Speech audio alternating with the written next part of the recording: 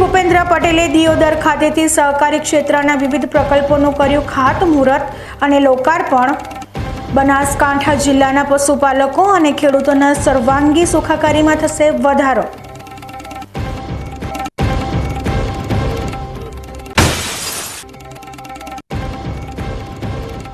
પાલનપુર પાસે બાલારામ નદીમાં ડૂબતા 2 યુવકોના મોત।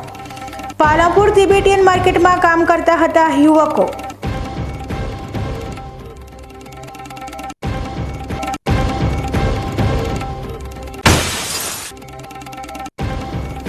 બનાસકાંઠા જિલ્લામાં ખેડૂત આગેવાનોની વહેલી સવારે કરાઈ અટકાયત। દિયોદરના સણાદર મુકામે યોજાનાર સભા પહેલા ખેડૂત આગેવાનોની કરાઈ અટકાયત।